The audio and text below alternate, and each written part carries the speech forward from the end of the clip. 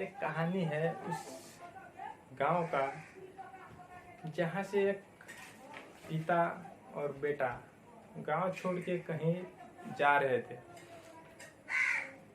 तो रास्ते में उनके बेटा ने पूछा कि पापा, हम दोनों गांव छोड़ के कहाँ जा रहे हैं।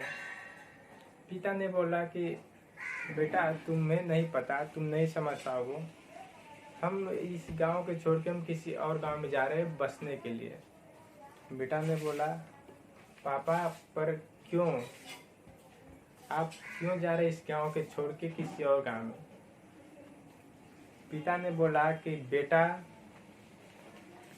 मेरी एक छोटी सी गलती की वजह से मुझे गांव वालों ने इस गांव से भगा दिया, इसलिए हम जा रहे हैं किसी और गांव में।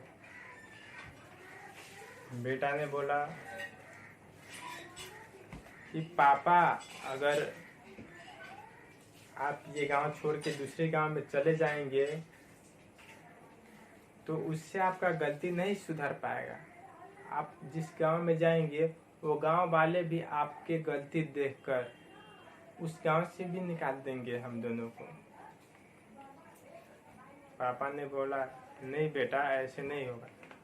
फिर बेटा ने क्या बोला कि ऐसा होगा पापा, अगर हम उसी गांव में रहकर हम अपनी गलती सुधार कर समाज से जिन्होंने मुझे निकाला उनसे मैं क्षमा मांग लूं और मैं अपनी गलती सुधार लूं, तो मुझे इस गांव को छोड़कर कहीं जाना ही ना पड़े। बेटा ने बोला कि पापा, हमें भागने से गलती सुधार नहीं किया जा सकता, हम भागेंगे तो गलतियां और होता ही रहेगा। पापा बोला कि बेटा, तुम तो हमसे भी ज्यादा बुद्धिमान हो।